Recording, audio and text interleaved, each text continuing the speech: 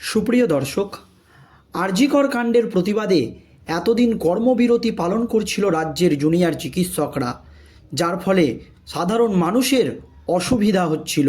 তাই কর্মবিরতি প্রত্যাহার করে নিয়েছে জুনিয়র চিকিৎসকরা, কিন্তু তাদের সমস্ত দাবি মেনে নেয়নি রাজ্য।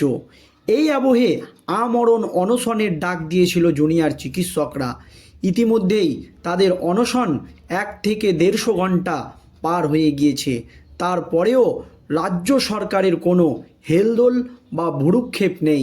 এই আবহে জুনিয়র চিকিৎসকদের পাশে দাঁড়িয়ে গণ ইস্তফা এবং গণপদত্যাগের কথা ঘোষণা করেছিল সিনিয়র চিকিৎসকরা, যার ফলে রাজ্যের তোপের মুখে পড়তে হয় সিনিয়র চিকিৎসকদেরকে। রাজ্যের তরফ থেকে পরিষ্কার জানিয়ে দেওয়া হয় যে এইভাবে পদত্যাগ হয় না। যদি সিনিয়র চিকিৎসকরা পদত্যাগ করে বা গণ ইস্তফা দেয়, সেক্ষেত্রে তারা কোনো সুযোগ সুবিধা পাবে না, এই হুঁশিয়ারি দিয়েছিল।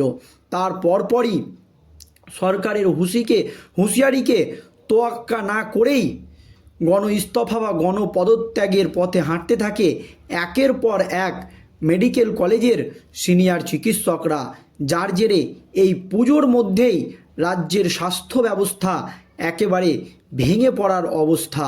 তারপরেও সরকার জুনিয়র চিকিৎসকদের দাবি মেনে নেয়নি। আর এবার জুনিয়র চিকিৎসকদের স্বাস্থ্যের অবনতি হতেই কেন্দ্রের কড়া পদক্ষেপ বা কেন্দ্র থেকে সরাসরি মুখ্যমন্ত্রী মমতা ব্যানার্জির কাছে চিঠি। কেন্দ্র থেকে এলো রাজ্য সরকারের কাছে একেবারে চরম বার্তা। আর এই চিঠি আসতেই রাজ্য রাজনীতিতে নতুন করে শোরগোল পড়ে গিয়েছে। কি জানিয়েছেন কেন্দ্র, দেখুন দর্শক। বৃহস্পতিবার রাতেই মুখ্যমন্ত্রী মমতা বন্দ্যোপাধ্যায়কে চিঠি দিয়েছে সর্বভারতীয় চিকিৎসক সংগঠন Indian medical association IMA Delhi. এবার একই মর্মে প্রশাসনকে হুঁশিয়ারি দিল IMA বেঙ্গলও।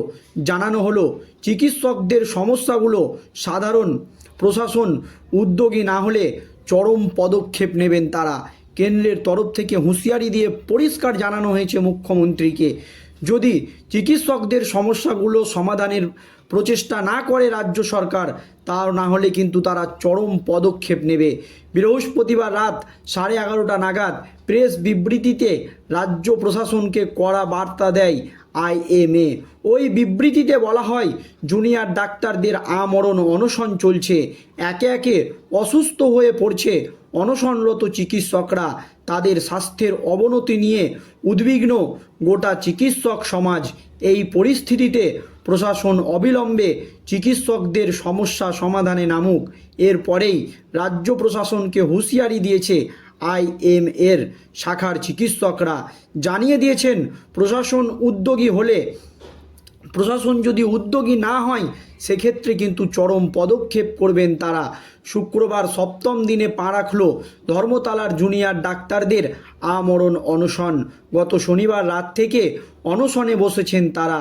এর মধ্যে বৃহস্পতিবার আরজিকরের ডাক্তার অনিকেত মাহাতোর শারীরিক পরিস্থিতির অবনতি হওয়ায় তাকে রাতে হাসপাতালে ভর্তি করানো হয়েছে। এরপরেই অবিলম্বে মীমাংসা চেয়ে প্রশাসনকে বার্তা দিয়েছে IMA। মুখ্যমন্ত্রী মমতা ব্যানার্জিকে চিঠি দিয়েছে IMAO। প্রসঙ্গত, বৃহস্পতিবার রাতে মুখ্যমন্ত্রীকে পাঠানো চিঠিতে IMA দিল্লি লেখে, পশ্চিমবঙ্গের জুনিয়র ডাক্তারদের অনশনের প্রায় 1 সপ্তাহ হয়ে গেল। তাদের দাবিগুলোকে সমর্থন করে IMA দিল্লি। অবিলম্বে আপনার এই দিকে নজর দেওয়া প্রয়োজন। চিঠিতে আরও বলা হয়, হাসপাতালে সুষ্ঠু পরিবেশ, নিরাপত্তার দাবি কোনো বিলাসিতা নয়, বরং অবশ্য পূরণীয় কিছু শর্ত। সরকার চাইলেই সব দাবি মানতে পারে। আমাদের আবেদন, তরুণ প্রজন্মের ডাক্তারদের সঙ্গে তৈরি হওয়া এই জটিলতার মীমাংসা করে নিন। গুরুজন এবং সরকার প্রধান হিসেবে সমগ্র ভারতের চিকিৎসকরা এই পরিস্থিতি নিয়ে উদ্বিগ্ন এবং তারা বিশ্বাস করেন আপনি জুনিয়র ডাক্তারদের জীবন বাঁচাবেন। IMA দিল্লির তরফে আমরা যে কোনো সহায়তা করতে প্রস্তুত। এরপরেই বিবৃতি দিয়ে নিজেদের অবস্থান স্পষ্ট করেছে আইএমএ রাজ্য শাখাও।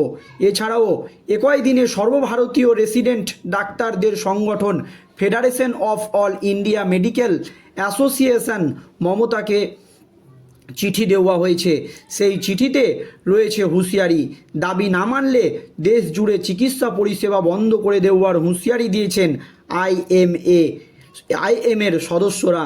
এমন একের পর এক চিঠিতে সরকারের ওপর চাপ বাড়ছে বলে মনে করা হচ্ছে। রাজনৈতিকবিদদের একাংশ মনে করছে এইভাবে একের পর এক চিঠিতে চাপ বাড়ছে রাজ্যের শাসক দল তৃণমূল কংগ্রেসের ওপরে। আর এই আইএমএর চিঠি আসতেই জুনিয়র চিকিৎসকদের তরফ থেকে চরম হুঁশিয়ারি দেওয়া হয়েছে সরকারকে। সরকারের বিরুদ্ধে নিষ্ক্রিয়তার অভিযোগ তুলে নবমীর সন্ধ্যায় ফের একবার গণসমাবেশের ডাক দিলেন জুনিয়র চিকিৎসকরা। শুক্রবার বিকেলে কলকাতার ধর্মতলায় ওই গণসমাবেশের পর বিলি করা হবে চিকিৎসকদের দাবি লেখা লিফলেট। এই সমাবেশে সমস্ত স্তরের সাধারণ মানুষকে যোগদানের আবেদন জানিয়েছে পশ্চিমবঙ্গ জুনিয়র ডাক্তার অ্যাসোসিয়েশন। সংগঠনের নেতা দেবাশিস হালদার শুক্রবার সকালে এক ভিডিও বার্তায় বলেন, সংগঠনের তরফে শুক্রবার সন্ধ্যায় গণসমাবেশের ডাক দেওয়া হয়েছে। অনশনের জেরে অসুস্থ হয়ে পড়ায় ইতিমধ্যে হাসপাতালে ভর্তি করতে হয়েছে চিকিৎসক অনিকেত মাহাতোকে। তাছাড়া জুনিয়র ডাক্তারদের দাবি দেওয়ার সঙ্গে সাধারণ মানুষের কোনো যোগ নেই বলে প্রচার করা হচ্ছে। জুনিয়র ডাক্তারদের 10 দফা দাবি যে সাধারণ মানুষের কল্যাণের কথা ভেবেই তা সমাবেশ থেকে বোঝানোর চেষ্টা করবে চিকিৎসকরা। সঙ্গে অনিকেত বাবু দ্রুত আরোগ্য কামনা করবেন তারা। শুক্রবার বিকেলে অনশন মঞ্চের পাশেই হবে গণসমাবেশ। তবে কি কখন সমাবেশ শুরু হবে জানাননি চিকিৎসকরা। বিকেল 6টা নাগাদ সমাবেশ শুরু হতে পারে বলে জানা যাচ্ছে। এই সমাবেশকে মহাসমাবেশের রূপ দেওয়ার ডাক দিয়েছে চিকিৎসকরা। চিকিৎসক দেবাশিস হালদার বলেন, আমাদের সহযোদ্ধাদের দাবি আদায়ের জীবন বাজি রেখে লড়ছেন, তাদের পাশে এসে দাঁড়ান, তাদের মনোবল আরও শক্ত করুন। সঙ্গে অনিকেতের জন্য প্রার্থনা করুন। অনিকেতের শারীরিক অবস্থার অবনতির দায় নিতে হবে এই অমানবিক সরকারকে। দুর্গাপুজোর প্রথম দুদিন জুনিয়র চিকিৎসকদের আন্দোলনে পুলিশি বাধার জেরে উত্তেজনা ছড়িয়েছিল ধর্মতলায়। কোনো রীতিনীতির তোয়াক্কা না করে মানুষকে বাধা দেওয়ার অভিযোগ উঠেছে কলকাতা পুলিশের বিরুদ্ধে। এই নিয়ে যখন রাজ্য রাজনীতি একেবারে তোলপাড়, তখন কেন্দ্রের তরফ থেকে মুখ্যমন্ত্রী মমতা ব্যানার্জিকে একেবারে কড়া চিঠি যে আপনি চুপচাপ বসে থাকবেন না, গুরুজনের মতো এবং একজন দায়িত্ববান ব্যক্তি হিসেবে আপনার এই পরিস্থিতির ওপর হস্তক্ষেপ করা উচিত। তা না হলে আমরা কিন্তু কঠোর পদক্ষেপ নিব। এই কথা কিন্তু পরিষ্কার বলে দেওয়া হয়েছে আইএমএ দিল্লির তরফ থেকে। জানিয়ে চরম চিন্তায় মুখ্যমন্ত্রী মমতা ব্যানার্জি। ধন্যবাদ।